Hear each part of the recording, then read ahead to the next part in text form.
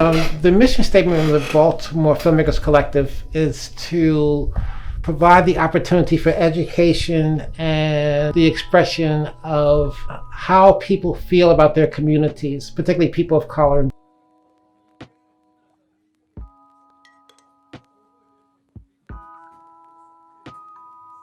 My name is Eric Cotton. I am a Baltimore-based filmmaker. I write, direct, produce short movies presenting positive images of people of color.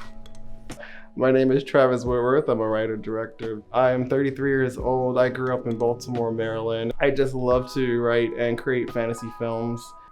Hi, I'm Lisa Ashley. I'm an actress from Baltimore, Maryland. Eric and I met back in 2015, 2016, and I can tell you as an actress out of Baltimore who was kind of being typecast in the same projects over and over and over. I had gotten to a point where I was just about to quit acting and just do something different because I felt like there was a certain level of filmmaking that was going on that wasn't elevating the actors to get to a point where they could compete on a New York or a Los Angeles level.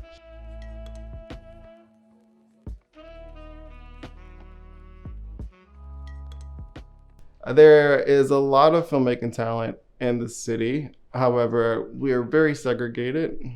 I realized that when I started making films, I thought I was alone. And the more I made films, the more people I discovered were also making films. The Baltimore Filmmakers Collective's goal is to bring all that talent together. So I just felt that there was a need. Prior to the pandemic, we had a strong emphasis on providing small group educational opportunities for people in screenwriting, or on set design, and particularly on how to evaluate or self-evaluate yourself in terms of your ability to create movies. No, this isn't it right. Huh? This isn't it. Try it now. The BFC gives me a community to work with. It enhances any project that I decide to make. I can bounce a script around with different people. We can tap into different resources that we all have. It makes the filmmaking process a lot more feasible. Like, a lot of people honestly don't know the value of film festivals. You would be surprised how many people here have never been to a film festival. A lot of actors don't know that that is the way to jumpstart or get a slight head start in your career. Part of our mission at the BFC is to support other nonprofits. We feel the need for change, and we feel invested in those changes. Ken Moore, who runs the Baltimore International Black Film Festival, and I met at the Maryland Film Festival, and he talked about starting his own festival, and I was like, go for it, dude. And he actually hired me to be the coordinator for his second version of the festival. And his festival's grown and it's done well.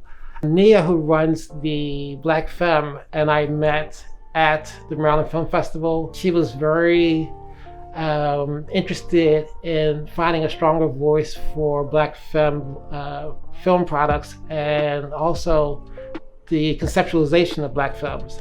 I talked to her at length, and financially the BFC has supported her festival every year. And this year we're actually in the festival. Tori's playing at her festival. I like that.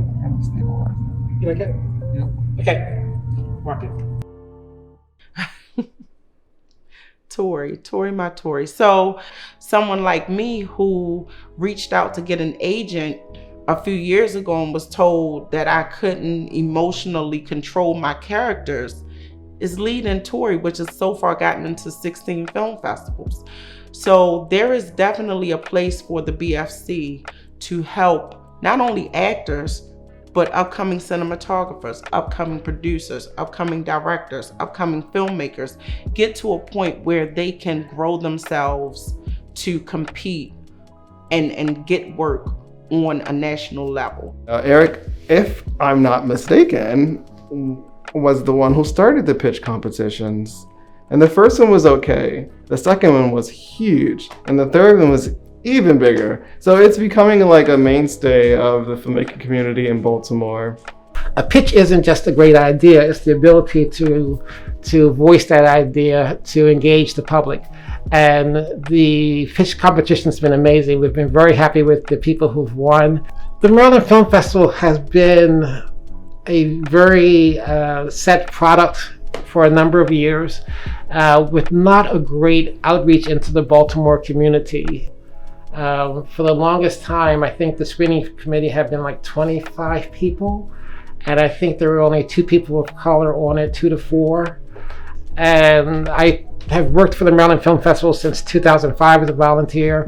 I've been assistant festival manager. Now I'm on the screening committee. He helps to determine which movies get into the festivals, and he contributes his time, a lot of time, so much that I want to throw up. There's just way too many movies he has to watch, good or bad. Most of them aren't very good, but he has to watch them anyway.